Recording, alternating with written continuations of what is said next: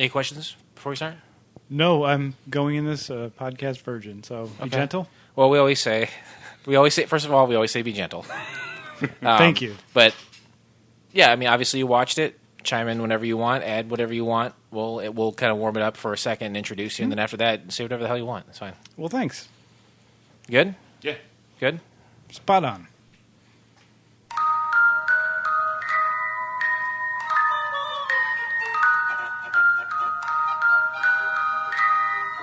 Fakakta Comedy Funhouse Network.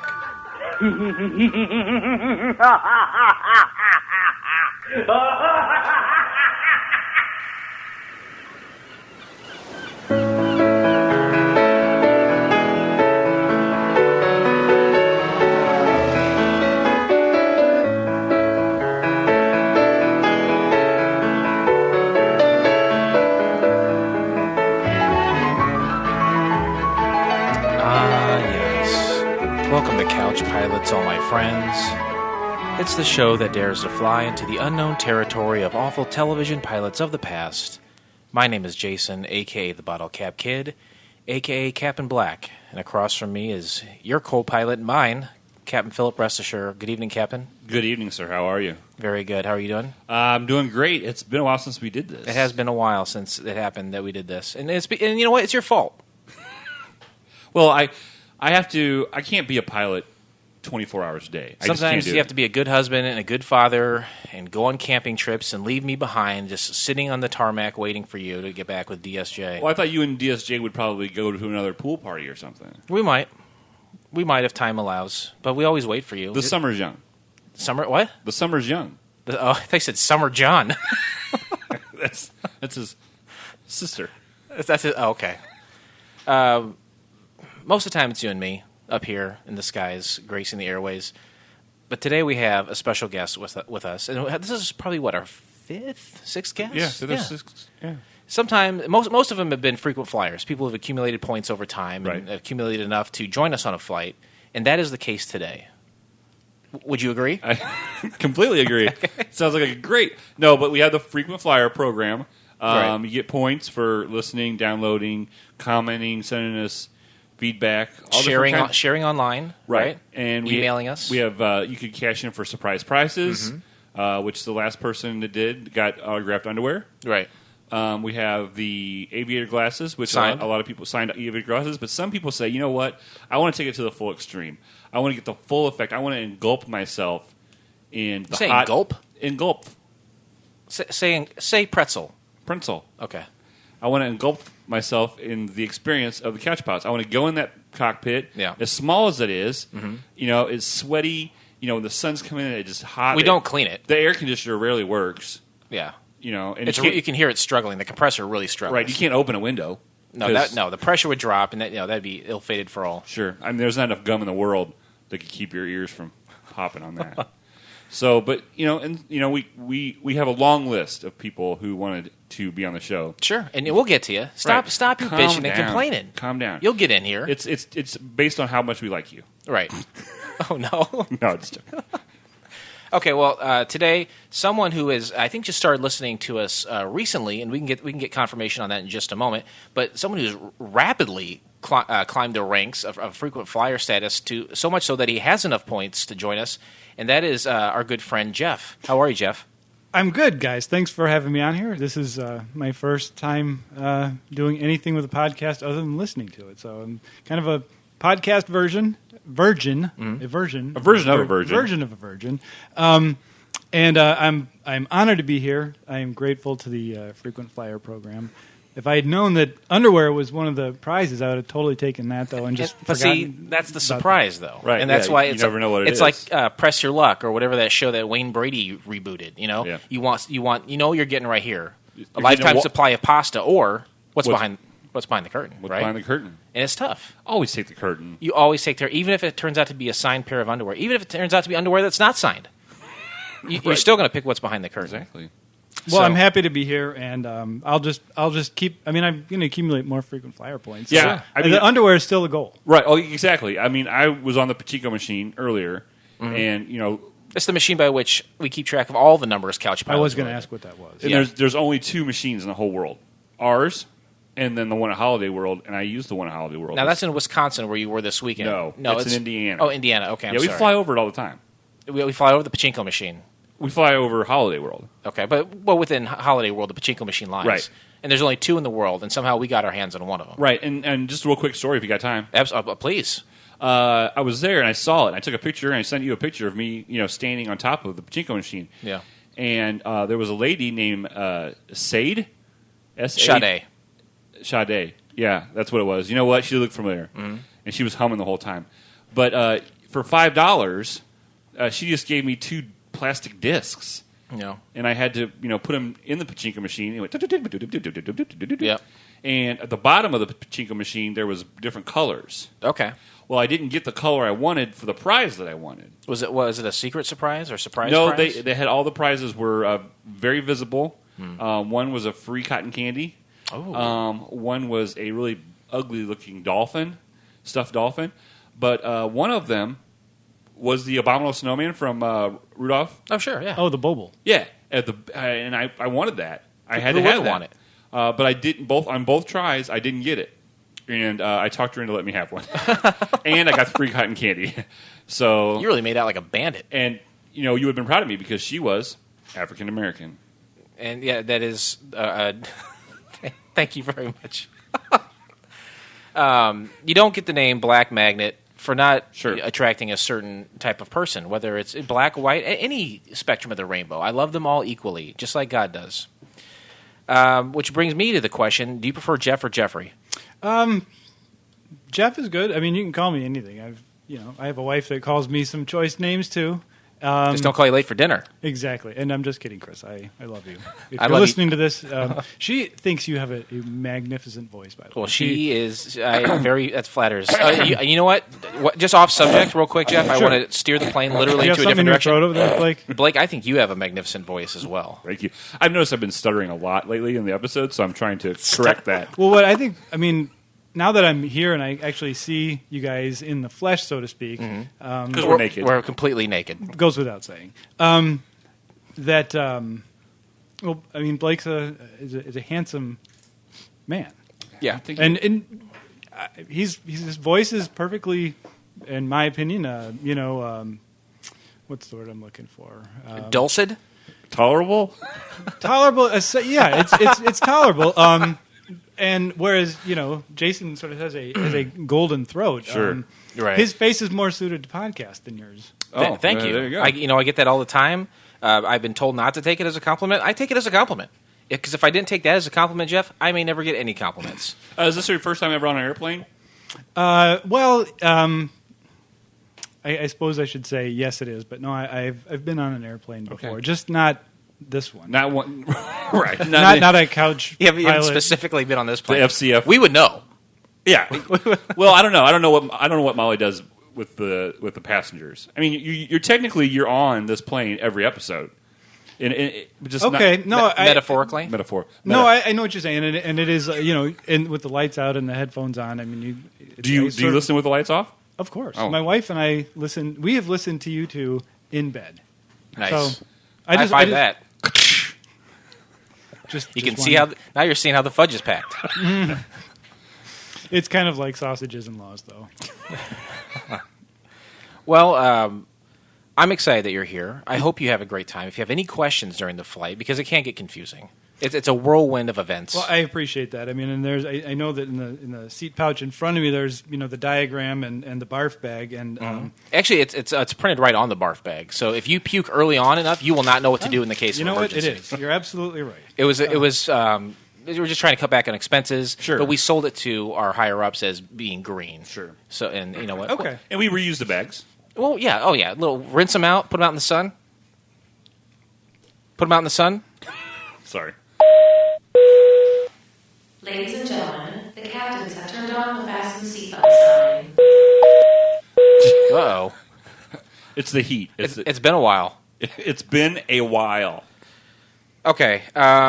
This is the portion of the show where we board the plane. We did the banter. We got warmed up. I'm feeling pretty limber. I think I could touch my toes without bending my knees. That kind of limber. Well, this is the way I always try it. Head, shoulders, knees, and toes. Knees and toes. Knees and toes. Right. Head, shoulders, knees, and toes. If you can do that. And Why were you not even pointing at your knees or your toes? Just they don't exist. anything below Stumpy. anything below the control panel. Okay. I don't. You don't want to see what's going on down there. You see, he's handsome up top. Down below, it's like a meat grinder. Okay. A lot of deformity. Again, my wife is listening, so I love you, Chris. Before we go any further, I must say, welcome to the 4th season Yes. of Couch Pilots. it flew by so fast. Really? Normally, it Literally. No feels pun like intended. years between. Right. It took me. I'd say it took me 5 or 6 years to get through House. Yeah. But I feel like with this show, it must be just the overall quality of the work that it just feels so. That can only be it. Fast. A lot of people got mad the last episode of Walking Dead, the season finale of Walking Dead, Right. And they're like, how can you leave us like this for 3 or 4 months? Our listeners don't have to worry about We that. would never do that to the our next Monday. listeners. The next Monday, new season. We have cliffhangers all the time, but you got to wait 6 days rather than 6 months, a year. That's ridiculous. We would not do that to anybody. Maybe that's what we're doing wrong. Oh, you think we need to just have one episode every 6 I months? think we should just have. No. I think we should do episodes out of order. It's like, oh, here is June now, Yeah. and then no. You know what? I'll do whatever you tell me to do. Well, it's July, so it's July 11th, by the way.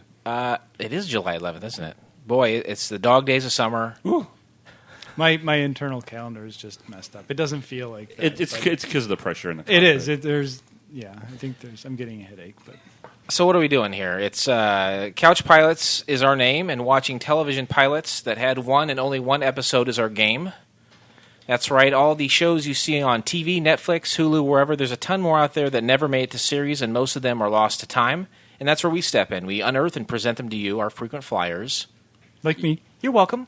You're welcome, Jeff. You're welcome, everyone else listening. Hope you enjoy it. Everybody out there that gets frequent flyers, you too can actually be embedded with these guys. So just keep it up, guys. You are a testament to not only listening in bed, but being on the plane, physically, not just metaphorically. Right, because most of the frequent flyers that cash in their points are people that we know, Right. on a daily basis, and this is the first time we've ever met. It is. So- I feel like I've known Jason for a while. Maybe 6 months or so? Yeah. Yeah. It's been a while. It has. Do we need to get into that or not? What? Like how we know each other? We work together. Okay. I mean, that He did. my story was going to be a little. Jeff, he just stepped on your joke. He just stepped on your joke. I mean, we work as I am someone who creates content, and you are someone who consumes it. It's okay. What were you going to say? I was just going to say where we met, not specifically. I don't want to, because that'll. No, please go right ahead. No, I mean it's just your fans would start going Yeah, to this true. place and just Hounding going me? cattywampus. You know what I'm saying? Cattywampus. This is a clean show. No, for those of you out there who actually even care, but Jason and I we met at a hotel, so Yeah. I don't think I need to say any more. No, you don't. And you know what? Our listeners have great imaginations based on the fan feedback we get, and we'll just go ahead and let them create a scenario in their head and why Jeff and I were in a hotel together. Fan fiction. They can write some fan fiction. Right. Send us their fan is that fiction. like a what the kids call a zine or a graphic novel? Is that what we're talking about? I think fan fiction is when people who are not responsible for the original content take it upon themselves to build on the lore where maybe something is left off. And it usually has a lot to do with humping. Yeah. Right? There's usually sex involved. There's a lot of humping in fan And this fiction. is a perfect format. It's like we built the deck. Go ahead and jump off. Hump away. Humpdiliocious. Well, if I'm sorry, go ahead. No. Hump away. I was just going to say that. I mean, I'm obviously a fan of the show. I do, but the assignment was it was actually homework. I mean, I felt it was laborious. It was to watch Hey Neighbor, which, whoops, that's what we're watching today. Hello. Yes. Hello. Or hey, Or hey. neighbor. Oh, Very I see good. what you did there. Why don't you guys high five it? Nice. We were a little out of sync there, but I think it's just the tape delay. It's or the pressure. Airwaves or It's the bending the airwaves. frequency or something. So today we discussed the pilot episode and the first one of the efforts of the post-state society that we're living in currently. Hey That Neighbor. sounds like a dark, like we live in a Cold War communist. That's right. A lot of- Post-state. lot of bread lines. What does the world come to if we're post-state? A lot of blues and grays. Oh, I thought dreary. blues and A lot of rhythms cross-dressing. Immense amount of cross-dressing. Hey, neighbor, it's from the year of our Lord, 2000. Party overage, out of time. Jason, how old were you in 2000? 19s. What's the word we use? Aughts. Aughts. What's that mean? Aughts. Pretentious asshole. Oh. I thought it, honestly, because I've heard you guys pose this query before, and I'm It really confuses us, and we have no time to look into it. And I'm just saying, like, pose and query, because it somehow, when there's a microphone in front of me, I feel like I need to be, really we're judging verbose. everything you say. I It's know you all are. being I know you are. documented. And I can hear, like, the frequent flyer points being deducted from my account as I speak. What does that sound like on the pachinko machine? I was going to say, you could be doing sound effects for sci-fi. Like, you could be R2-D2's, like, cousin or something like that. I'm going to be BB-12. Oh, you On you the- set your sights higher than that, dude. Really, seriously. 1.5 times. It was a good movie, but the balls Well, gotta the go. ones that are coming up with me and are going to be better. Oh, you are in them. You're locked in to play BB-12? Yeah, BB-12. Nice. I'll buy my ticket today. Now. So, I'm sorry, what were you saying about... The aughts. what's that? Oh, well, yeah. like, okay, steel wool, everybody uses it, right? I Daily. It's like there's different zeros, like 3 zeros, or they would call it triple aught. The aught is a 0. Okay. And it's also used, I think, in shotguns, like, I think in the... Aught guns. Yeah, like a double aught bear. I don't know. My wife would probably... She knows Your the thing. what? My wife knows the Your thing. what? My wife. That's enough. Would you let him be? That's a terrible reference that we keep using. It's lost on me. You ever but see it's- Borat? The movie Borat? parts of it. My wife. Yeah, it was bad.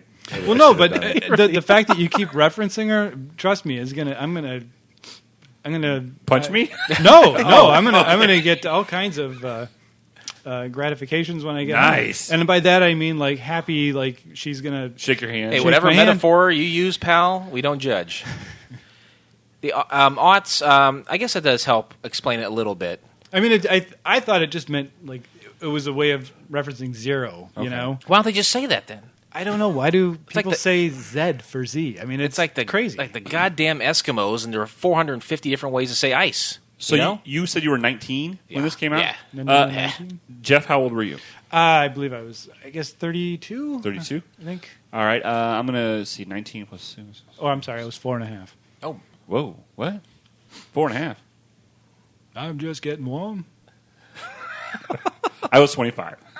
25. Did that make Yeah. any sense? No. No, I missed that. I don't know what that reference is. Well, you said in a previous episode about Al Pacino always uses the 4.5 in every movie. Oh, I as soon as we're gonna stop recording in about like an hour, and then I just completely erase everything in my mind what I ever said. Anything that he does with me, he blocks it out of his mind. Anything he does. Unless I was listening to another podcast. I'm God, sure. I I'm hope sure not. you're right. I you hope know, not. I Because think that'd be really embarrassing. the origins of the pachinko machine were Al Pacino himself. Sure. So that makes the sense. Pacino machine, or is that The Al Pachinko machine. Okay. That's the full name of it. Sure. Okay. But we just call it. We shorten it Al Pachinko, just a pachinko machine. Gotcha. Anyway, I Take 2 letters off. if I was cross-referencing different podcasts, I remember 4.5 something. That's fine. If you reference our past, you know what? Give him some extra points for that. Even Okay. if it's bullshit, just give him some extra points. Yeah, I want to back up to where I was before I started talking. There and you go. started Is he in taking underwear breaks. territory yet? We'll wait till the end of the show. Let's put this year in perspective. 2000, like Prince once said. And I think did the R.I.P. R.I.P. R.I.N.C.E. I get it. Yeah, I'm a hack. I didn't come up with that. You totally DL'd that. From Yeah, enough. That's very good. I stole it. That's as far as we need to go. So what happened in 2000? I know some things. Anything in particular you guys remember about the year 2000 that you'd like to bring up right now? I remember I want to say it was sometime in April. There's 2 things I think were going. One was there was something to do with a military plane in China, and it was impounded because they thought we were spying on them or something. And I also remember something about this group called the Taliban, and they were going to take some munitions and blow up these limestone sculptures that were like 2,000 years old in Wow. a desert somewhere. So, and I got a job that year too. Oh, that's good. Yeah. That's good. mine was all just sex stuff. You have like a sexual timeline by which your entire life is recorded. Is it somewhere to be seen? Can we see this timeline? No. No. Okay, it's just in your head. It'll Yeah. die with you. Yeah. I can't even talk about the year 2000. Okay, fair enough. Yeah, those are some pretty important things, like internationally, that you're talking about. I thought you meant my sex. Yeah, but No, not at all. in day-to-day life, it's really not significant. It may may not have any current significance. I didn't but have any sex stuff going on in No? 2000. No, Okay. it was a bad year. it was a dry year. The aughts were a dry year. Okay, well, let me say a few things real quick. The state of Vermont passes HB 847, legalizing civil unions for same-sex couples.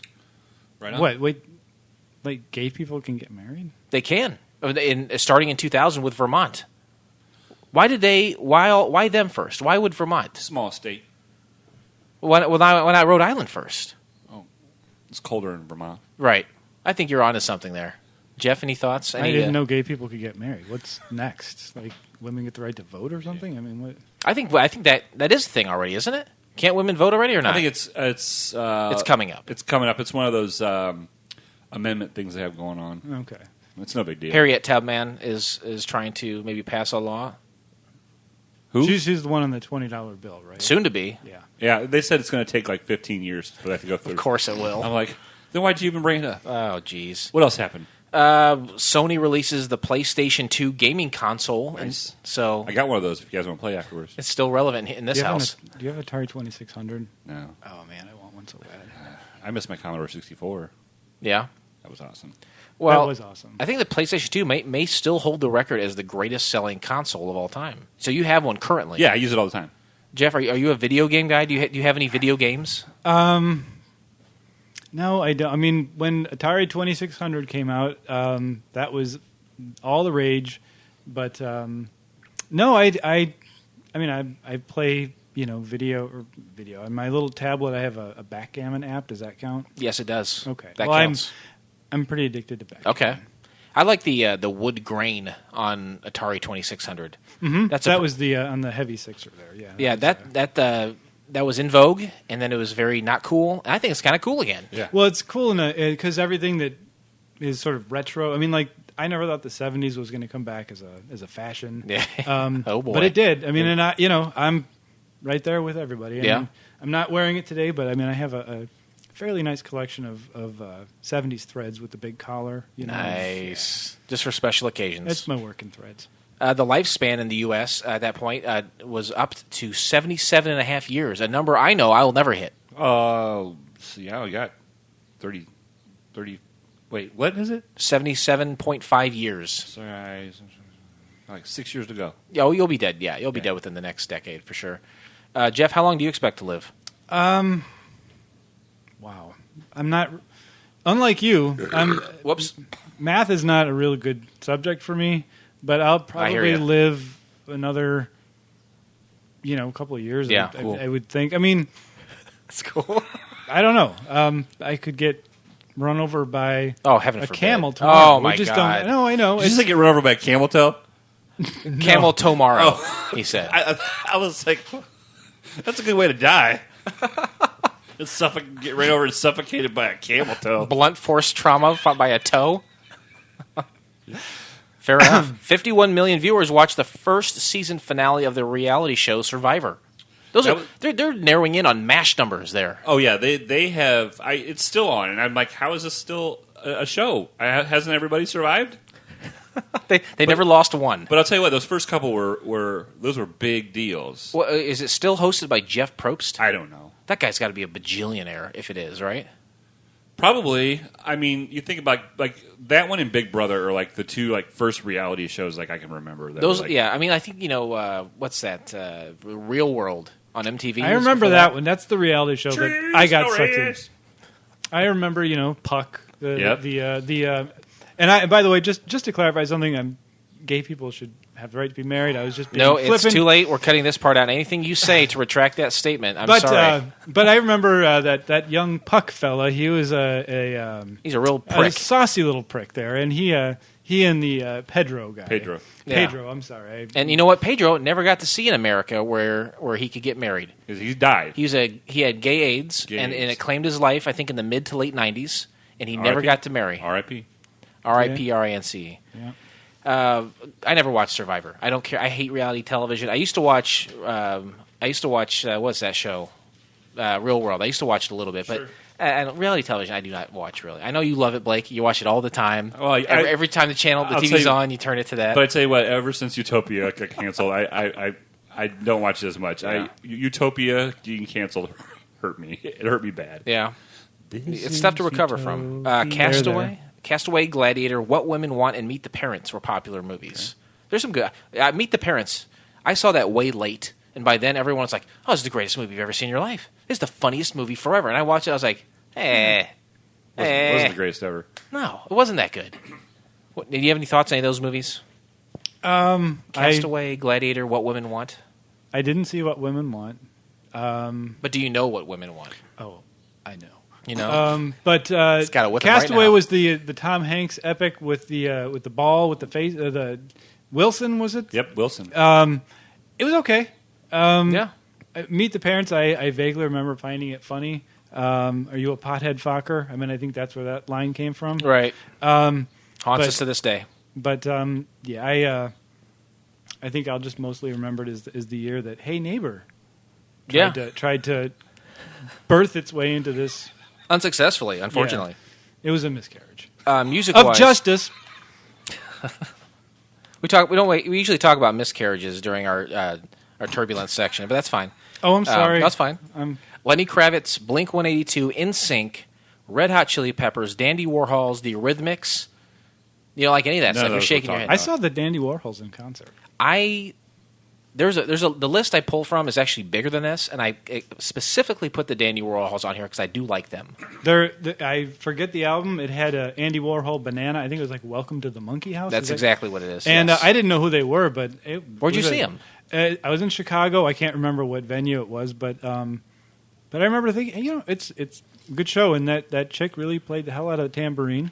Was she topless? She was not topless. Okay. I am aware of that.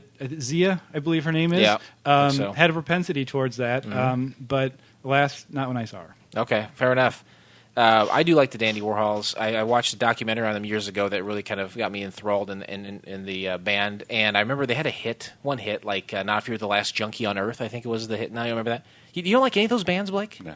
Well, you know what I thought was funny? The Eurythmics.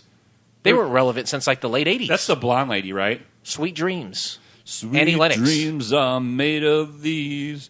Who am I to disagree? Sounds like her. See, Travel Jeff, the world. this show seven is seas. built on the back. Everybody His is singing's looking pretty- for something. When he ever Some does of this, them I just let him want go. to Yeah. use It's incredible.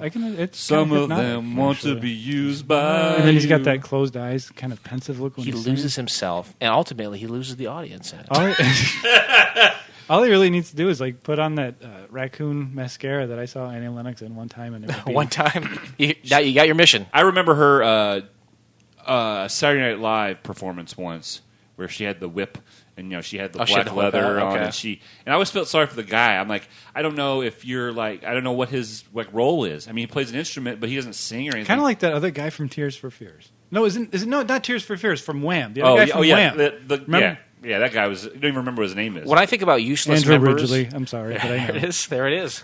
What was it? Andrew Ridgely. I'm sorry, I know that. I can't help it. That's all right. Whenever I think about useless band members, I always think about the guy in the Mighty Mighty Boss Tones. What all he does is dance around, or skank, as they say. That's all he does. He just dances. His job is to dance. I know the name, but like, what was their song? What was that? Never Knock on Wood. Yeah, Wish I had. There's a lot of horns. I just remember a lot of horns. Yeah, ska, a lot of horns. Yeah, they had like 15 members. Anyway, We digress. Hey Neighbor is what we're watching, and we chose it for a specific reason. Actually, 3 specific reasons. And usually I ask Blake, but I'm going to turn to you, Jeff, and I didn't know if you know what the 3 reasons are. See, I was not prepared for this, but let me say. Then we'll move on. They're not going to be in any particular order. No, we don't have it in any order. They have to be free. That's one. Has to have been one episode. Is that All right. okay? You're It sounding failed. Failed. Failed, Okay. yeah. Okay. And well, you're gonna have to help me out. I'm sorry. I mean, I know it's got to be free and accessible to anybody to watch. That's it. You named them all. You named them all. Oh, okay. Free, available well, to watch. then, And one sirs, episode. dear sirs, please explain Tribe. Go. Well, it was at one point available, and I thought it was So you available say. again. So here's what happened with that. We'll do this real quick. Jason's a slacker, Yep. and he gives me the link 3 weeks before we do it. I watch it.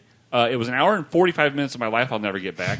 I actually passed up sex one night to finish watching it, and then he comes over the day of and said, "Hey, I was going to watch it today, and it's gone." Yeah, The end. that's pretty. Yeah. I'm closing the book. I'm Oh, I'm sorry. I don't believe that for a second. I never want to live it down that I didn't watch The Tribe. I want to eat shit on that one forever. But I hope you can help me. here's the weird thing, and the thing about this podcast in particular is like, as much as I heard, I remember more Jason saying like he has no interest in watching the show. It sounds awful. Tribe, I'm talking about, Right. And our show. but based on that, I was really chomping at the bits to watch it. I hadn't seen it yet, and You know, maybe never. there is a. We met at a hotel because we work at a hotel together. Damn it. Yeah. So it's nothing illicit like people may think. So sorry, fan fictionists. But sometimes people come in the hotel and they're like, "Where can I eat?" And I say, "There's a disgusting, crappy little hole in the wall burger joint. It's right over here. I know the one of which you speak. Delicious burgers, really awesome cheeseburgers, hamburgers. They got a bunch of great stuff. They got a full bar, but it's a crappy little hole in the wall."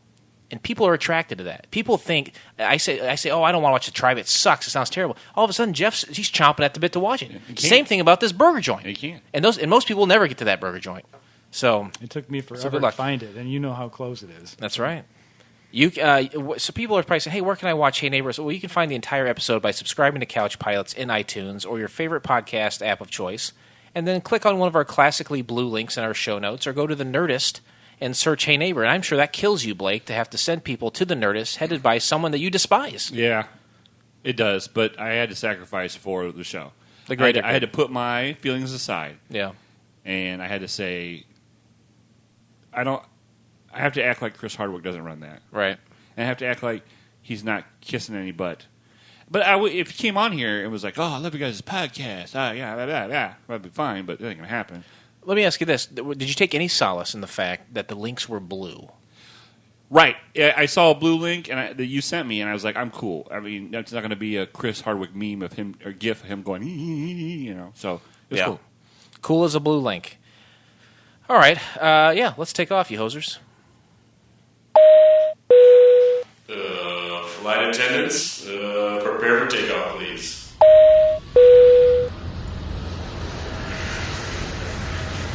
Is that a Chris with a K or a C? My Right. oh well, thank you for asking. It's is with a it- K. Okay. All right. So I'm going to put her in the pachinko machine later. Oh, okay. Get some points. Yeah, because it's not fair for her to listen to the show and not get something out of Right. it. No, I mean she'll get a little secondhand from me from Again, any of your metaphors, we don't get them, but we're not judging you on them. I tell you what, we're at the end of the show. We'll autograph a pair of glasses for her. There you go. You guys are awesome. Thank you. Summary of the pilot. Hey Neighbor is a sketch comedy-style sitcom about a wealthy family forced to move to a poor neighborhood as part of the FBI's witness relocation program. Yeah. It sounds like it is going to be open for the hilarity could ensue in this. It's ripe for storytelling. It is. Anything can happen. And this. Uh-oh. Calm down, Jeff. I'm sorry. Jeff was very angry before I'm giving the this a flight. 7. Calm down. Sorry. No, you're fine. You're fine. I just It you're was you're so angry about this show already, and yeah, I get it too. I get it. Interesting facts. Uh-oh.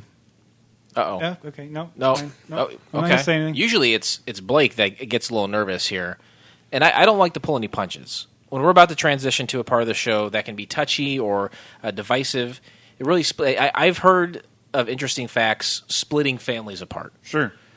Interesting Facts is a section of the show where we dig a little deeper behind the pilot that we're discussing for the day, and we give you facts, things that you probably didn't know, maybe stuff behind the scenes, or something that the execs knew, or we're talking about decision making, something that wasn't in the program itself, and we're presenting that to you, untarnished, clean, sinless as a newborn baby. Right. So again, I think we're all born into sin, though, so I'm not sure. Well, I pray to a goat-headed God. I don't know about you. Oh, I know. I've heard that one. I want to try that one sometime. Maybe you could. Oh, yeah. Okay. I have some pamphlets for you in my car. All right. folks, this is these are going to be facts. Please note the serious tone that Blake is taking. Right Yeah, now. because it's getting old. We joke around a lot. We joke around a lot. We have a good time. We try to entertain. Yeah. But when it comes to this segment of the show, there's nothing entertaining about it. We don't mess around here. Don't you dare tell us these facts are interesting. People keep thinking it's super funny on our social media to say that these are interesting facts. I'm not a social media guy. I don't see that stuff. Blake, you look at it. You look at it dead on. Do you ever laugh when you see that? No. It's not funny. I threw my dog the other day. And you're not. First of all, your dog's heavy. Second of all, you're not a strong man. So the amount of adrenaline rush that it took, you were pissed to high hell. Yeah. So read them, and Jeff, just keep it cool. Jeff knows the score. I could tell before. I do, and I am on one side of the fence of this as opposed to the other, and I think it's only fair that I just keep that to myself. Yep. And you know what? I say it all the time. As I read them out loud, immediately we're going to make judgments about these facts, and that's fine. But just do not verbalize them, because I don't want to taint them for our listeners, and it's not for us to decide whether a fact is interesting or not. Do these don't hear like what's going on in the head? Do they? The microphones? Do the headphones? the orange are they one somehow? Are you guys like? Do these headphones do something? Like, can you hear what I'm? No, we don't have that kind of technology here at FCF's network. We're working towards it, though. All right. So please subscribe to the show today. If we had Nerdist money, maybe we could. Thanks, Chris. After the sketch comedy troupe The State broke up in 1995, 4 of its members, Tom Lennon, Ben Garant, Kerry Kenny, and Michael Ian Black, created and wrote Hey Neighbor. Fact. Are you okay? Yeah, good. I feel like you want to say something. No. I'm just plugging away. Okay. 4 members of the state. You know what? This brings up a good point. Those are 4 members. There's 11 members. Can you guys name the other members of the state? I cannot. How about you, Blake? I know you know some of them. Right. The Italian guy. Love the Italian guy. Okay. Ken Marino. Kim Marino. I seriously do. I don't have it in front of me. I could do it, though. And the gay guy. Kevin Allison. Kevin Allison. Yep. What Hot American Summer? He's part of Wayne. Stella. Wayne. Okay, David Wayne. David Wayne. Another part of Stella. Michael Showalter. Michael Showalter. And there's 2 guys that I don't even know. There's 3 more. I know exactly who they are, and 2 of them are tough. The short guy, who's on Reno, who's on Brooklyn Nine-Nine. Joe Latrulio. I always forget. And the last 2 are the members that you never see. Todd Hollebeck and Michael Patrick Jan. And those guys are behind the scenes guys, mainly, I think.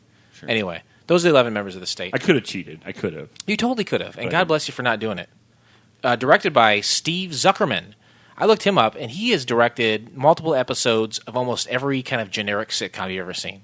So they employed kind of a guy he was a seasoned director, basically. Lennon talked about the show, calling it Little Britain meets a multicam sitcom.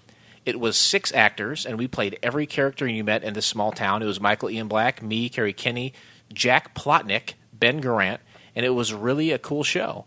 It was not a primetime Fox show. It was more of an indie culty thing, which has been, in fairness, mostly what we've done. I agree with all that. Very much so. I'm not going to tell you how I feel about it, but I do agree with it. Sure, you can agree with something and Sure. not tell you how I feel. Yeah. Like, I agree that women are kind of important. Just in general. In general. And ultimately, interesting fact aside, to me, they should be able to vote. To me, thank you. To me, the most important woman on the face of this earth is Chris. She's awesome. I second that emotion. All right. That fact. Just imagine if she was able to vote someday. She'll get there. I think she'll live long enough to see it. It might be after She's you a bit pass. younger than me, so she probably will. Hey, way to go, Jeff. Nice.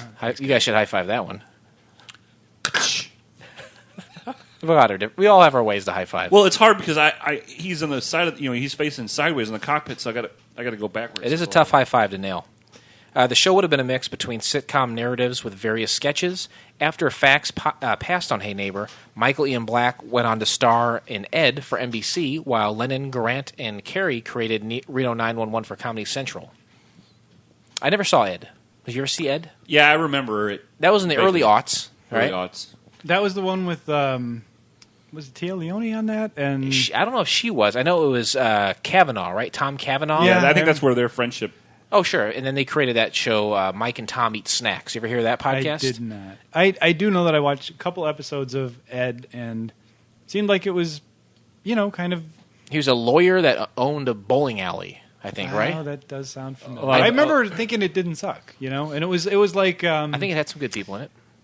I don't know. Maybe it was like a Gilmore Girls for guys. Yeah. Wow. Just was less. I think you nailed it. Oh, thanks. Having never seen it, I get that feeling from it. Yeah, that's a good way. He's a lawyer at a high-profile New York City firm. Around the same time, he splits with his wife because she slept with the mailman. God, all this is just coming. He makes right a out of single him. He's error So smart. in punctuation and blah, blah, blah, blah. He's a virtual IMDb Sure. of IMDb. So that's it for interesting facts. We can close the book on that. If you guys have feelings, you're free to talk about them, but I'm seriously not interested in hearing it. Let's break down the pilot. All right, let's break it down.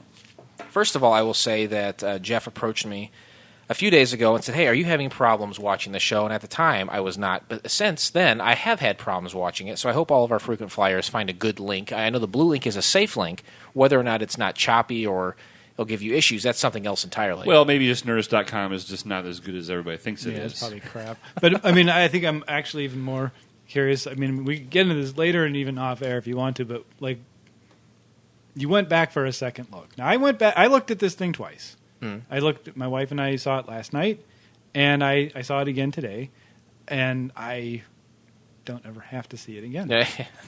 I think I'm on the same page. I will say that it starts like it does some of our past pilots, where it's a black screen and then some information comes up about it, and it kind of has like factual information, and then it kind of goes into some smart ass verbiage about 18 characters are portrayed in this show, played by 6 people. Yeah, That's not really smart ass though. Or is that more something else that said was smart? I don't remember. It was what don't whack your TV. Yeah. It was something about the black bars on the side. Black bars, and he says it's supposed to be like that. Because when I was a kid, Jason is probably not case for you because you're so young, right? And vibrant and impressionable. But one way to get better TV reception outside of having somebody hold the and I'm using air quotes here, the rabbit ears, was to hit the side of the TV, and a lot of times it worked. So I've seen that in old little movies. thing on there was, it was among the most clever things I saw in that. Yeah. show. Oh boy. Wow, the struggle is real. Yeah. I think we all agree on that. It opens in the FBI office. You've got a young yuppie couple played by, I can't remember the girl's name, but it's definitely Michael Ian Black. It's Julia Campbell. That's right. They're in there, and they're entering the witness protection program. They're talking to a character played by Ben Garant, and I think the other guy was that Josh Plotnick. Sure. And they were kind of prepping them for the life they're about to have. Right. They're just basically explaining, they're giving them their new names, their backstory. They're giving them their new backstory. And it becomes very apparent that they are... so they get the name of Doug and Tammy Johnson, which is very, plain Jane. But they had other ideas for names, though, didn't Sure. they? Oh, yeah. They had crazy ideas. Remington and Porsche de Gaulle.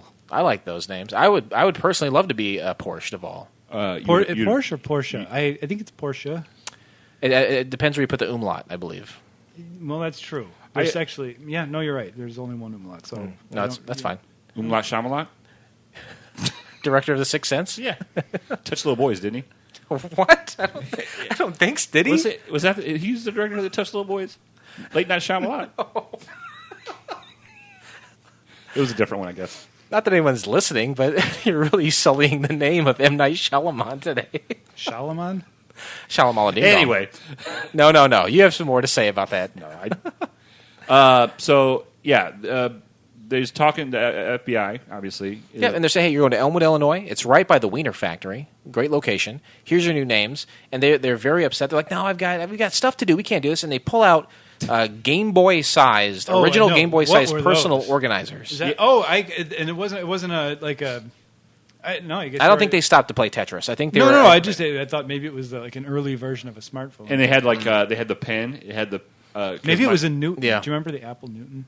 I don't. Was that a handheld device? It was. It was. You had a stylus and you would write on it. It would recognize your handwriting and put it into like typed, like text, fonted text. I don't remember that. And it very well could have been that. But they're obviously yuppie guys. They're from an affluent background. They have kind of a highfalutin lifestyle, and that is completely about to change. And it's already this point where I've got a boner because MIB is on the screen, and I have a secret man crush on him. Well, okay, yeah. And I got to say, I saw him. Did you watch him the other night on? No, I missed Stephen Colbert. When you texted me, I was sleeping. He looks good still for his age. I think things are a little puffy, catching up with him exactly. Here he looks like the young, vibrant, again, MIB that I remember from the state. You had sent something out to him. Can we talk about that or not? Yeah, sure. Check us out on Couch Pilots Pod at Twitter. You can follow us there and follow all of our exploits. We've had famous feuds with. We've tried to attack. We tried to viciously attack Victoria Jackson, but we only got as far as a response from Mason Reese. And saying that, I'm closing the book on Mason Reese forever. Don't open that. No, but earlier today I don't think you should do that. Hey, getting ready to review. Hey Neighbor, anything we need to know? And I tagged Michael Ian Black, Thomas Lennon, and Kerry Kennedy in it. And he responded back very quickly. Michael Ian Black's a big Twitter guy. It's usually about more important stuff than this, but he took the time. He said, Couch Pilots, just that it's not that good, I guess, question mark. Yeah. So I have to say that, first of all, that's really cool. And I'm not much of a star fucker, if you will, but I do. Well, I think it's more impressive that he was chatting it up with Mason. That's right. Cool. A while back, I had sent something to Mark Maron, and he got back to me pretty quick, and I thought that was really cool. So I understand the Cloud 9 high that you're feeling right now, Blake. Sure. I totally appreciate that. And I do agree. I think Mason trumps all. I appreciate saying that. So after this, we go into the opening of the show. And it's kind of, I don't know, it kind of sucks, right? The opening kind of sucks. See, if I may, I disagree here. Okay. I mean, and again, your summary of the opening is what I remember, and it just seems like there's so much possibility. Like this could be a really good show. And then we cut to their Elwood, Illinois home when they walk in, and it's swank is the only way I can describe that place. I would love to live in that place. It didn't look bad. I felt like there was a lot of mid-century modern furniture in there. Which that's from my childhood. Which I dig. I personally do like mid-century modern furniture. it was during the theme song though, it was David Lee Roth. Was it really? Oh yeah, it was David Lee Roth for sure.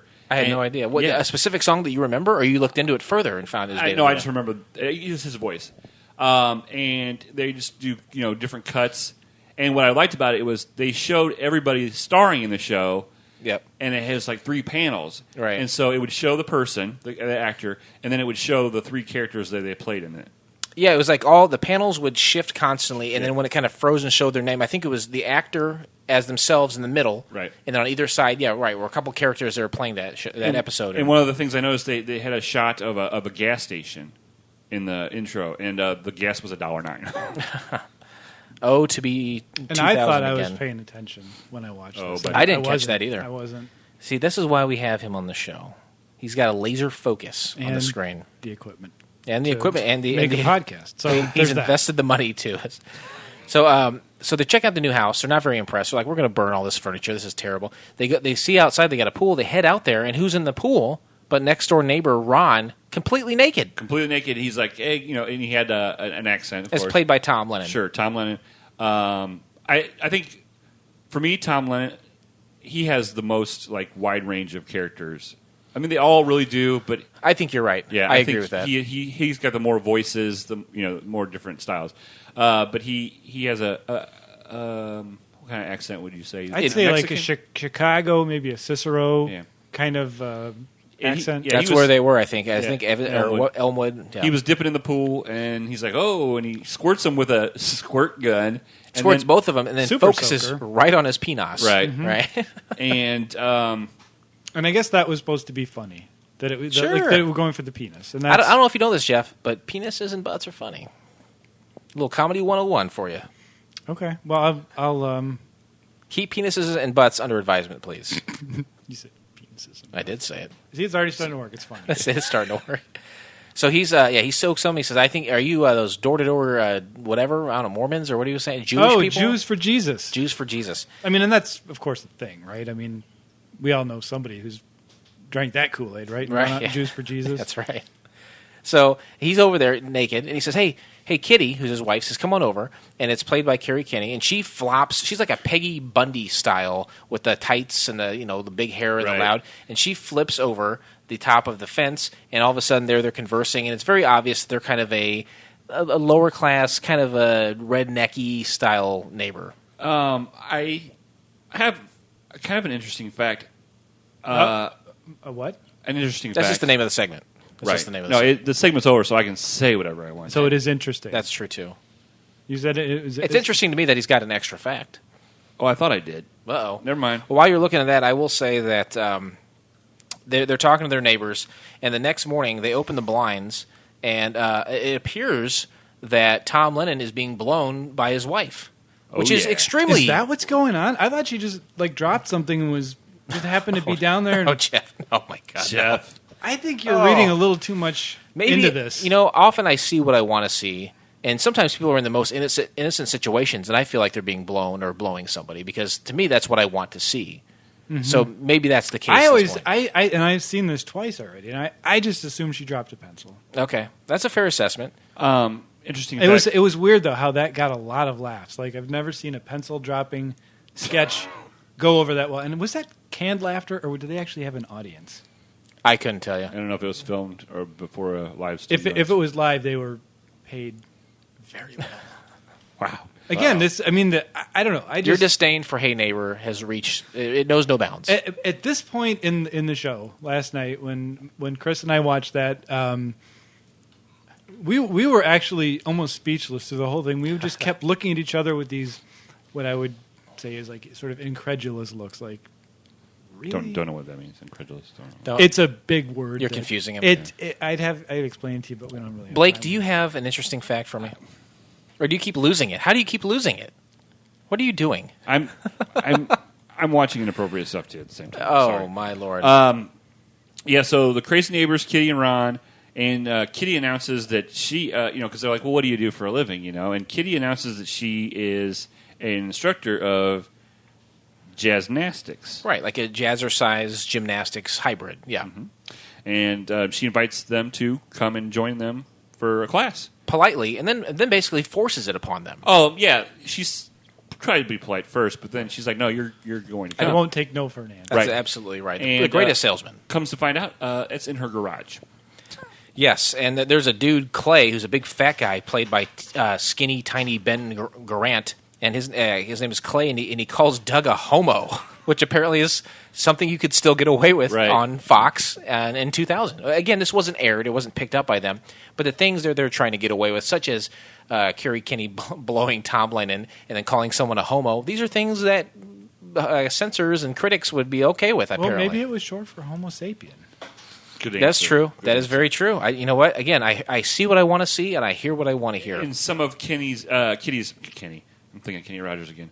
Kitty's moves and the shotgun, Again. the thriller, the cat, and of course then Bubbles. Yeah, some of the moves. she's I have down Kitty is a bubble blowing ball buster because she's really motivating she's everyone. like a drill sergeant Yeah, for jazznastics. you're going to get results if you go to Kitty's garage. Oh yeah. Cut to the next scene. We have a kind of a bizarre and seemingly Homo sapien. Dean Simon interviews Tammy about her job. This is a job that she's At the junior college. Yep, and he keeps saying bull poop. I think he said bull poop 3 times. Now he struck me as being of the Homo sapien persuasion. Did he not? At first, yes. But then he starts hitting on Right. Tammy. He starts putting his hands on her. Later, he Sure. gives her like a rose underwear thing or something. Yeah. I have to say I was confused by that because I I hear what you're saying, and I remember seeing it, but it just struck me as very Homo sapien. He was very flamboyant. Yes. We're getting mixed signals. We're getting mixed signals, and I think that was the whole point. Come on, people, get with it. The following is one of, they say comedy, rule of 3. They had a rule of 2 for this thing in the show. And to me, the funniest part of the whole episode was he had to fire another professor to make room for Tammy. And I think his name was Frinkle. And so he calls him and says, come to my office or come to my classroom. Or come to your classroom, whatever. And he comes down there, and it's a crippled guy. He's got 2 like braces right on his arms, and then he says he doesn't even say anything. He just kind of waltzes to the door. And he says, "Get out of here, you're done." And then he falls over. Yep, and it happens again. People fall down is funny. Another thing, especially cripples. What Dean Simon, when he kept referring to her resume as the how did he pronounce resume? Resume. I was very impressed with your resume. Yeah, I thought that was funny. I see. The people fall over make me laugh. Yeah. Well, yeah. People fall down. Penises, butts, people falling down. People fall down. Yep. Add it to the list. Next scene, and again, you're starting to get.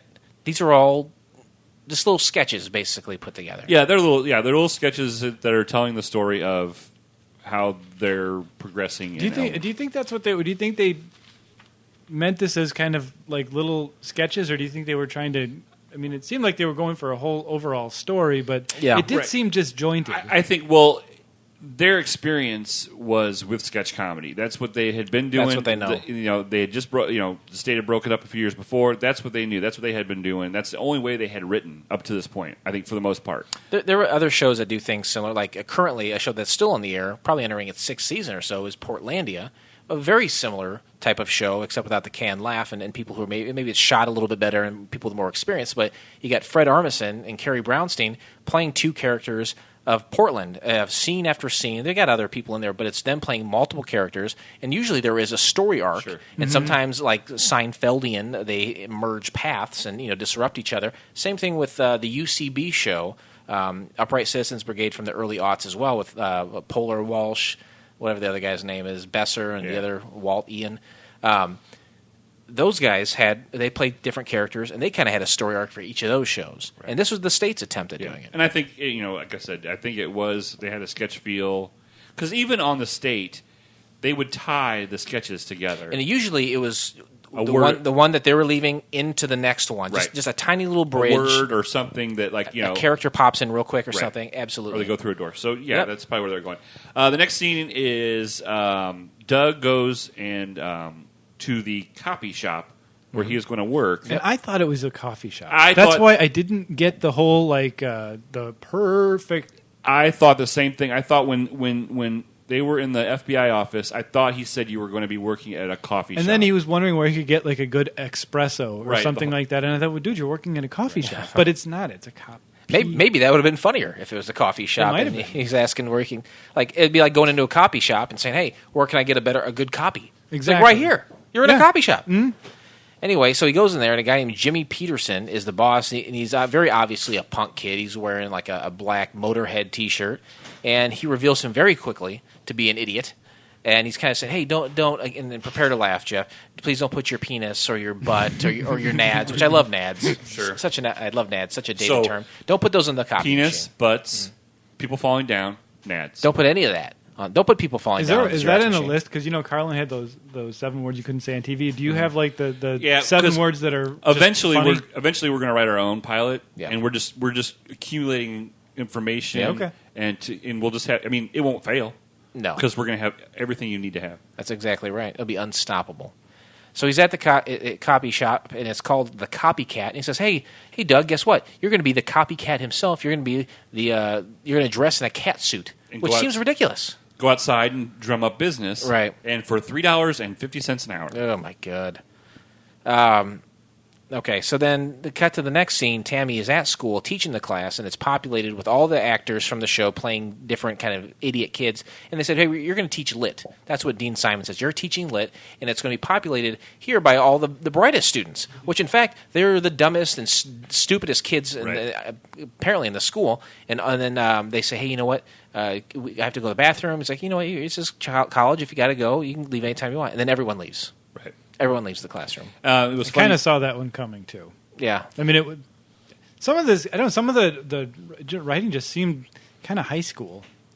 And I wish I could remember specific, like the whole. There was like Doug and Doug's father from the state. Right. I'm Doug. That was really funny. But Sure. I just and this is I'm out of here. exactly. His dad was willing to smoke with him. I mean, that's kind of funny. Yeah, yeah. And then this is of course, as you mentioned, post state, and it just seemed like they're just seemed juvenile. Well, sometimes I think that Maybe Stella. I'm being too snobby. I'm sorry. No, it's okay. So, the expectations were set high, and I think even a person like me, being in probably about 13 to 16 years old when the state was around, that caught me at a very impressionable time. It's like going back and watching your favorite sitcom. You're like, oh, that show sucks. Right. It's in my mind as a great thing, and the state in my mind is a great thing. And maybe it's these 11 components of the state are greater than the individual pieces. Than the sums of the state. Thank you very much. So maybe that is what happened here. Maybe them dismantled, shown weaknesses, and because some of those guys were more prone to acting, some were more prone to writing, and some were more prone to directing. Right. They were as a unit, a completely functioning unit. Anyway, that's my possible take on what happened. This is the one where when Michael Ian Black is dressed in drag, of course, and like The scene, yeah. the class slut, I guess you would say. Yeah, pregnant. And gets up and she's pregnant. Mm-hmm. So Yep, they all leave, and it's just kind of like ho hum, and then they're back at the coffee shop, and who walks in? But was it Ron? It's Ron, right? Ron Sure. and Kitty. The neighbors, right? Yeah. They walk in and they like throw a glass. At just whip. Doug. Walk in and just whip a beer can or something, or a beer bottle at Something him. shatters back there, and then Kitty's like, "Hey, I have to take a huge crap." And he's like, "Oh, well, you gotta make a copy to be able to use the bathroom," because that was the big thing by the kid who ran. That was Jimmy's Law. Yeah, Jimmy's Law. And so, What did they do, Jeff? What did they do to make her take a crap? Add crap to the list, please. Okay. I'm sorry. I That's fine. Tom Lennon puts his big fat ass on the Xerox machine. It makes the copy so that way you could use the bathroom. Paying customer, that's right. And at this point, that Frinkle character, the cripple one, comes to the door again, and he says, "Get out of here, Bruce Jenner," which is a terrible thing to say to a cripple. Because this time, Bruce Jenner has a penis. Right. He has a penis in this show, at the time of the show. he still had a very sensible haircut, didn't he? Bruce Jenner? Back then, yeah. I couldn't tell you what he looked like in around 2000, but I would suspect that, yes, did have a It just, sensible I mean, haircut. It flowed. Did you ever see his picture on the Wheaties box? Classic. Yeah, his hairstyle never changed from that. It was just, I don't know how you, just kind of vaguely parted in the middle and just let it drop down. You pick a straight. style and what works, and you stick with it. Well, he didn't. Since then he's undergone some changes. Yeah. But at the time he was known as a tremendous athlete, and to call a cripple Bruce Jenner, oh, what a slap in the face! Yep. So much so that he that's fell over funny. again. I think that was a smarter, comedy. It was a dated reference at that point. True. Right? I mean, I think that was more of like thinking man's comedy than poop jokes. Yeah. I mean, maybe I'm showing my age. I mean, am I just like those two old men in the balcony in the Muppet Show who just hate everything? Could be. So then, Doug says, "Hey, my wife's their anniversary's coming up. I want to get her an espresso machine. We haven't, but we're going to take a trip to Greece." Yeah. And he's like, Ron, do you know a good Greek restaurant? And he's like, "Yeah," and he tells him what it is. Yep. Cut scene. Doug and Tammy walk into a Greek restaurant, seemingly an upscale. They're very pleased with what they see. Obviously, Yes. they had never been there before, and Right. seeing everything, they're like, "Oh, this does in fact look very nice." And very quickly, they are proven wrong because they are accosted by the other four members of the cast with singing and dancing Plate and breaking. What's that? Plate breaking. Opas. Nose prosthetics. They're accosted by nose prosthetics. They're accosted by goat testicles, seemingly. They're breaking plates, and then they flopping dead goats onto the table. Just like a lobster. Hey, pick your goat. Mm-hmm. Try the best one by touching its popala. And they do a lot of singing and dancing, breaking plates, as Jeff said. And then at the end, the chef comes out and right. catches on fire. Yeah, that's catches right. himself on fire. But they were very angry. The Greeks were very angry because they were Doug and Tammy didn't want to, go up in the goat and get the balls. Right, but as soon as they did, they're like, "Hey, I can't believe he did it, Right. idiot." Yeah, they're just making fun of him. And at this point, they go home, and Tammy is furious. She's leaving. She's packed her outta bags, here. and she says, "These people suck. I'm hitting the road." And it's one of those things like when you're watching something, if you can relate, you seem to get absorbed a little bit in it. Molly gets ready to leave every day, and she's So you recognize this scene. I recognize the scene. I was like, It's a scene from your house. and I felt like I've been in this, in Yeah. Doug's shoes. Sure. So she's ready to go, and then of course Ron they right next door, 10 feet away. He pops over again, and Doug kind of goes off on Ron and calls him and the rest of the town a bunch of dim-witted xenophobes. And then it's very shortly after it's revealed that the entire town is there and heard what he said. Yep, had a surprise party for them for their anniversary. That was a very nice gesture. It was a surprise prize. It was a surprise prize for them. Apparently, they had accumulated some points of one kind or another to get the surprise prize. Much like my being on this show. Sure. Right now. I didn't even make that connection, but you're absolutely right. They then say, you know what? It's obvious you don't want us here. We got you the espresso machine. It was $80. I think she said espresso. Oh, espresso. She said espresso. Okay. But then they're like, we'll leave. And then everyone starts to leave by climbing over the fence. That admittedly was pretty funny too. And at that point, the Johnsons are kind of ashamed of what they said. They're humbled and they apologize. The obligatory, wait, come back. Yeah. Come back. Don't climb over my fence. Nobody's ever. The what? Don't climb over my fence. Oh, okay. What you thought I said? Something racial? You're just hearing what you want to hear again. Oh, Something about a never Homo mind. sapien. no, yeah, Yeah. exactly. And speaking of racial, this is where the line "richer than a Jew" Yeah. is Ron is. Which makes me think maybe we should have had Big E on the show today.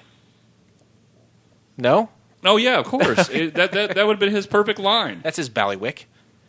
And this is where Dean Simon gives Tammy the rose, which is a pair of underwear, and he tells her to smell them. Yeah, so they smell great. Now, was it? They had the party obviously there, and then Jimmy Peterson, the copy shop manager, The boss, the young punk. Yep, boss. he was inside their laundry room. Was he taking a piss in their Smoking a joint. He was smoking a joint. Oh, I missed it. Okay, I thought he was pissing in the washing machine. No, he was smoking a joint. Okay, they go outside. Everyone's doing the Macarena, and the scene ends. They seemingly. Was it really the Macarena? I think so. They were doing the Macarena, right? See, that's right. This is where I just let him go. Once he gets started. My mom loves that song. Yeah, I love That the one and Macarena. Mambo number 5. She loves Mambo number 5. She's a one-hit wonder kind of lady. Yes. Huh? God bless her, and God bless Lou Bega. Of course. You know how hard it was to find that CD for her? Very not I hard. was like, let's just get it off Amazon, the single song. Let me pull over to any Goodwill ever, and I'll find it. So the show, this is the scene at the end where, again, they're humbled and they're kind of ashamed of the way they act. And you said, you know what? They're obviously good-hearted people. I think we're going to stick around. Sure. Because they have no choice. Again, laying the groundwork for the rest of the series. The scene ends, and the ending scene they have. They're sitting down, getting ready to kind of end their night, kind of reflecting on what's happened over the past day or two. They don't have a bedroom. They are sleeping Yeah, on they're- a hideaway, a couch. A testament to perhaps the budget of the Right. show. And because There's a lot of scenes. and they both have a glass of wine, and they're going to start to affectionately talk to each other, Right. And then Tammy says, "Is that a red light in the window?" They pull up the blind a little bit more, and there is Ron and Tammy, Bada bing, or Kitty. bada boom. Ron So- and Kitty recording it. Maybe I'm nitpicking, but if the shade is closed, are you really going to see a red light from a I think the shade was open. Maybe it was open. I thought he lifted the shade up too, but I think maybe he lifted it up all the way. Yeah.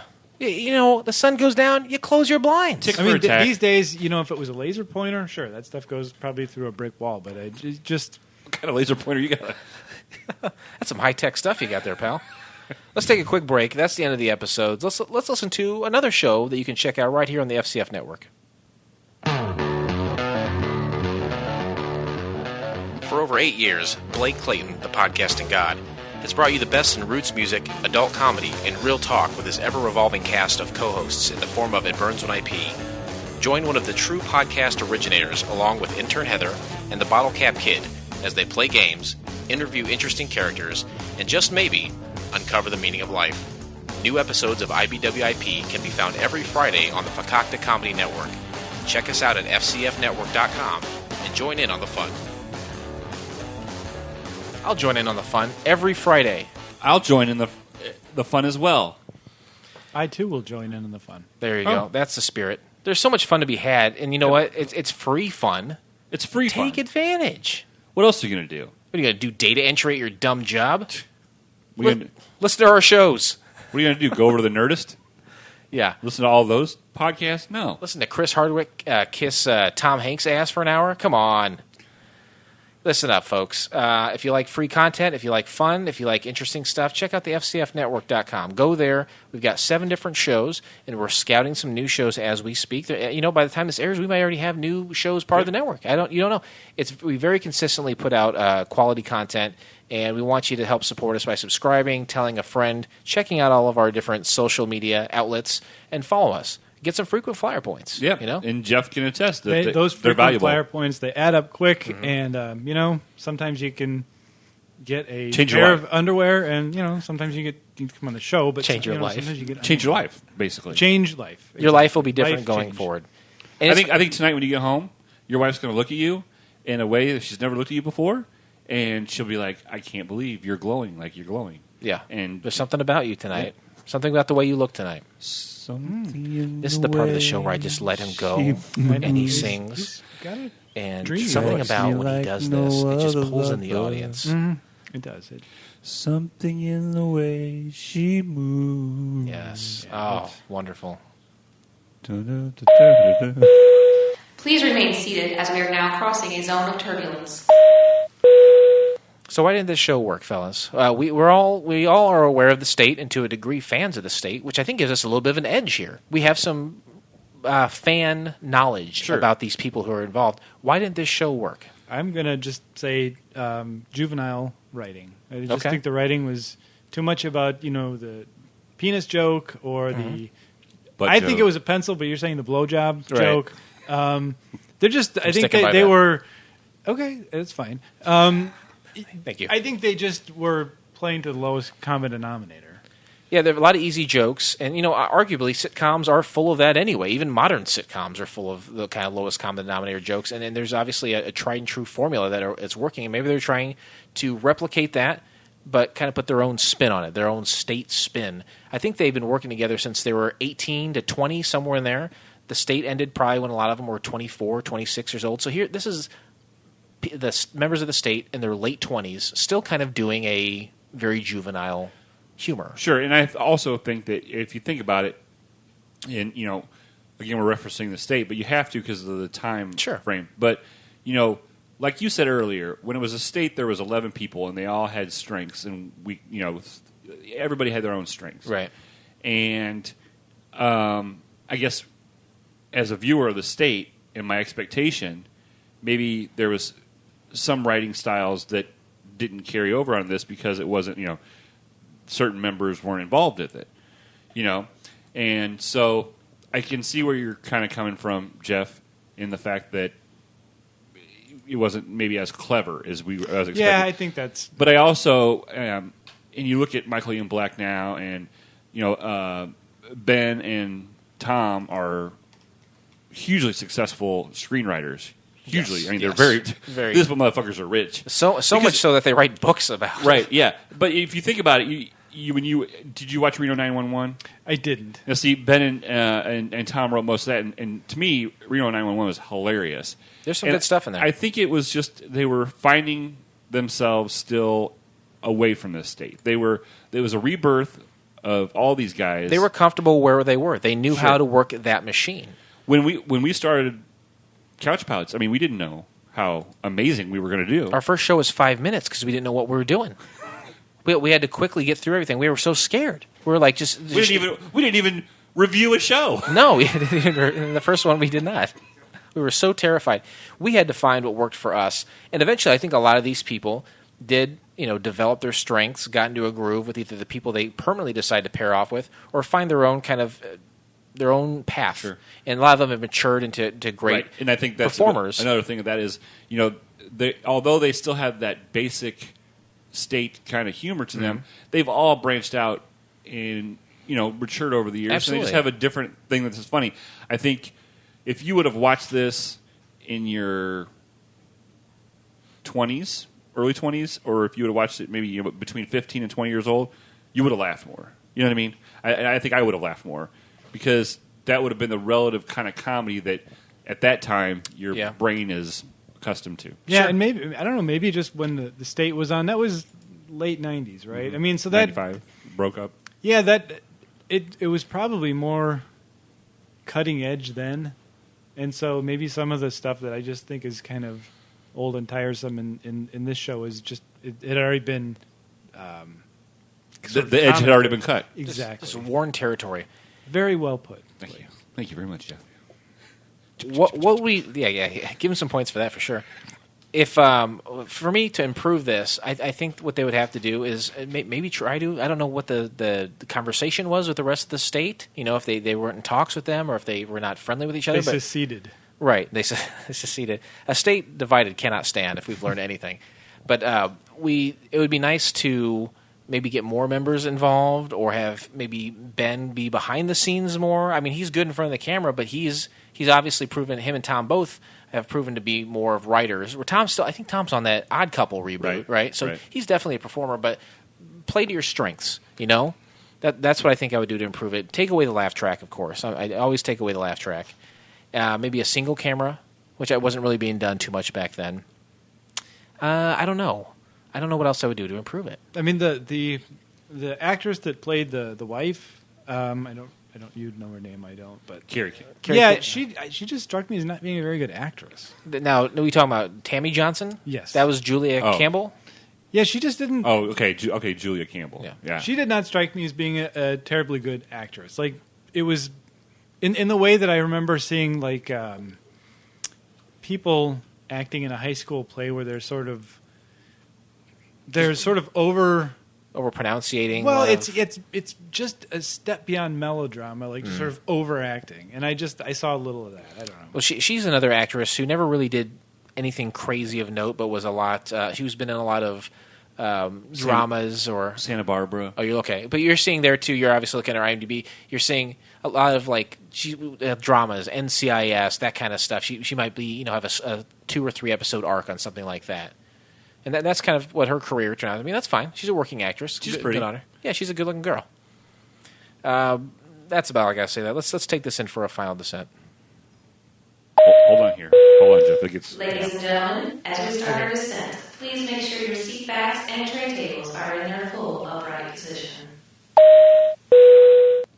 This is going to be a quick segment, and there's nothing wrong with the plane. It's going to be a very quick final descent. Okay. But it's going to be a quick segment because there's nothing going on here. People, I don't think, were able to access this until recently when Tom Lennon made these available through the Nerdist website. Sure.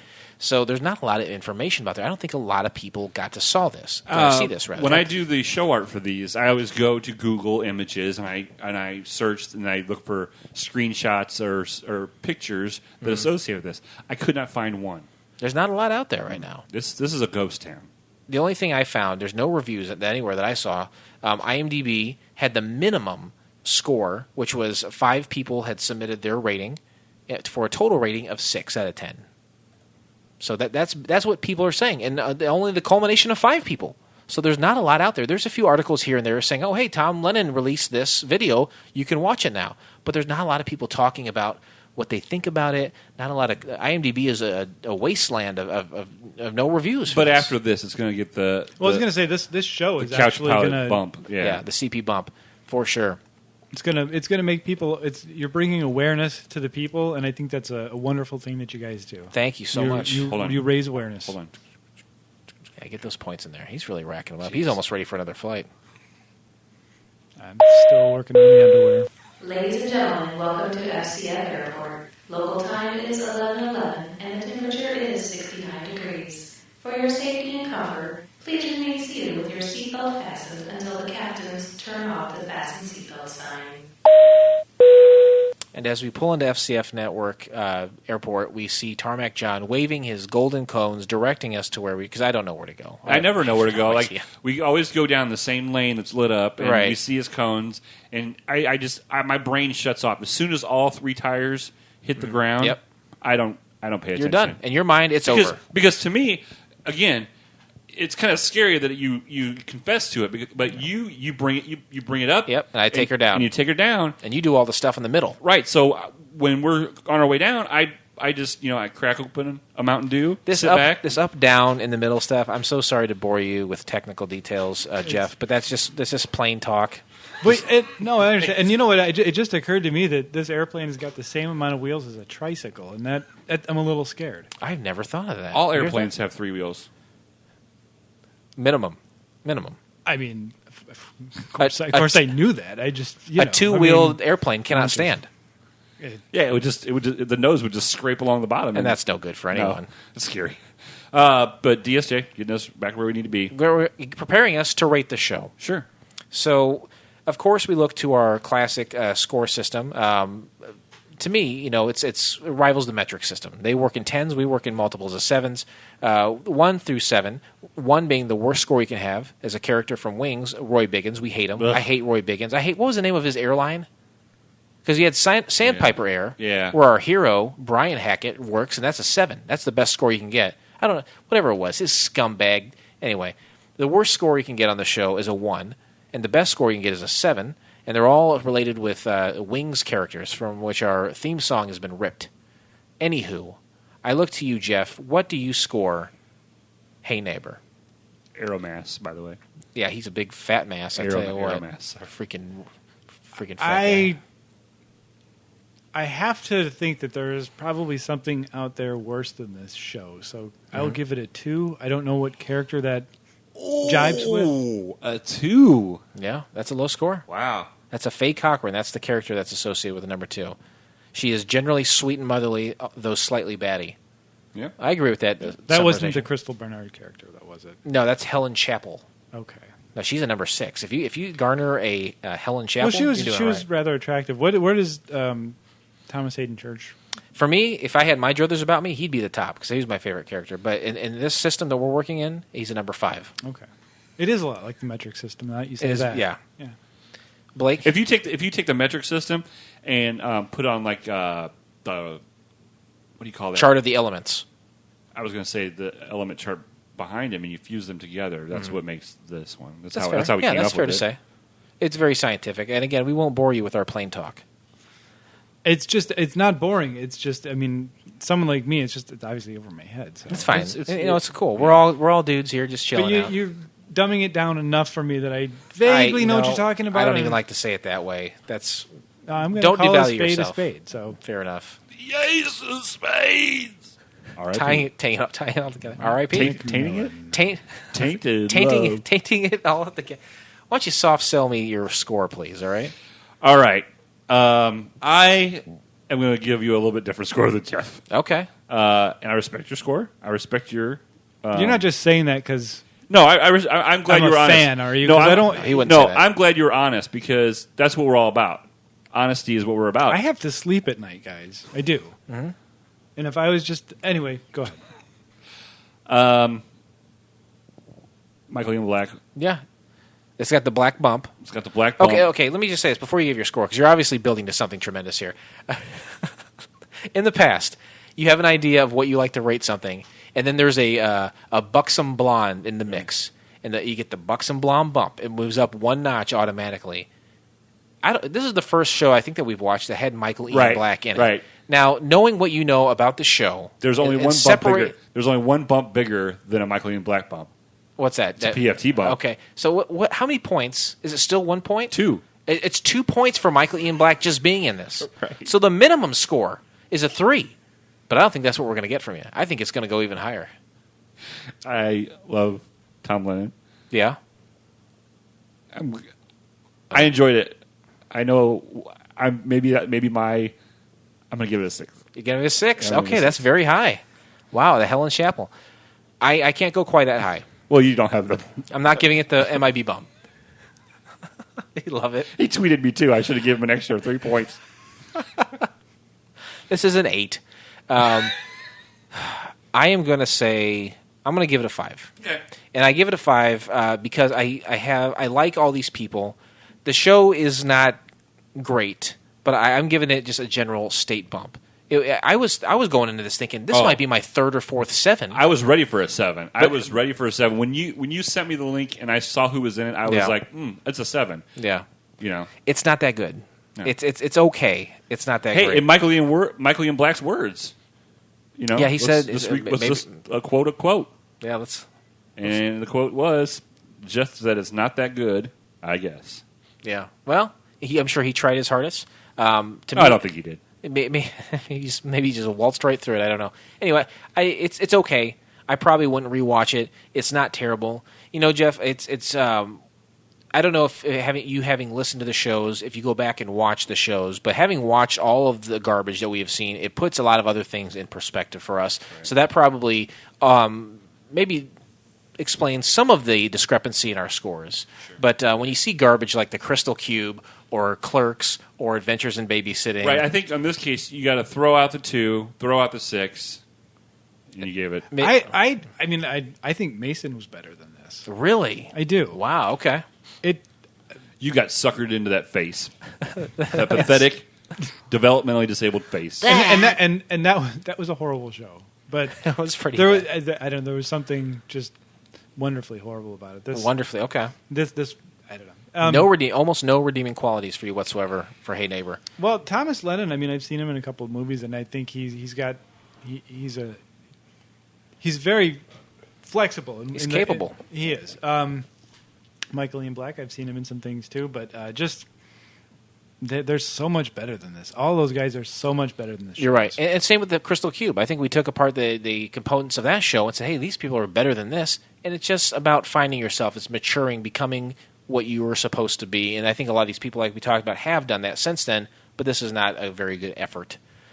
Anyway, with that, we close the book on Hey Neighbor, never to be opened again. But please, won't you join us next time when we watch the pilot episode of Constant Pain? Here's a little something to wet your whistle. Throughout history, when ordinary people find themselves under the shadow of evil, the Payne family has answered the call of duty. Now, Amanda Payne, the youngest of the next generation of the Payne family, is coming of age and preparing to inherit this awesome mantle of responsibility. You can find the entire episode by subscribing to Couch Pilots in iTunes or your favorite podcast app of choice, and then click on one of our classically blue links in your show notes. Or, if you must, go to YouTube and search Constant Pain. You'll find it. It's out there. Oh, and by the way, it's a cartoon. Right. It's our third cartoon, I think. Third cartoon, and also it's going to be our shortest pilot. Far and away the shortest pilot we've watched to this date. If you have questions about what that means, if you have questions about what I'm currently doing with my hairstyle or my hygienic techniques, hit us up at couchpilotspodcast@gmail.com. Check us out on Twitter, on Facebook. We're there. We're at all those places. Yep. We're ready for you. All over. Yep. Go to fcfnetwork.com. That is our home base. All of the great shows in the FCF Network are there. Drunken Lullabies, Sex with Heather, Low Blow Podcast, The Song Inside and Out, IBWIP. Am I missing something? S&M Radio. S&M Radio. That's right, of course, S&M Radio. Check out all of our shows, or all our family of shows. Anyone have anything else you'd like to add?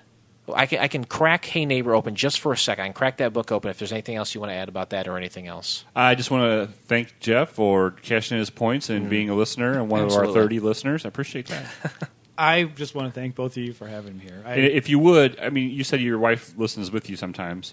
If you could get her to download it as well, so we get the 2 downloads instead of just the 1, because to me, you're kind of ripping us off. You'd literally be doubling our listenership. Yeah, thank you so much, Jeff, for being here. It was really nice to have you here. I'm glad we landed safe. As always, this pilot may have been rough, but it's always a smooth flight here on Couch Pilots. Thank you, guys, and we will see you next time. Bye. I love you. On behalf of Couch Pilots and the entire crew, we'd like to thank you for joining us on this trip, and we are looking forward to seeing you on board again in the near future. Have a nice day.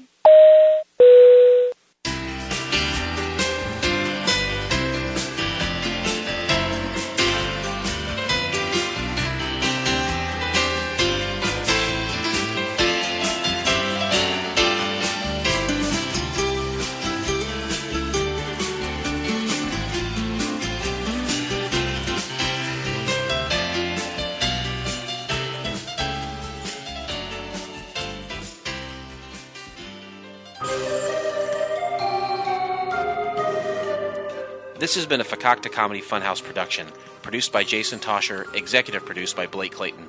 For more information and content, go to fcfnetwork.com.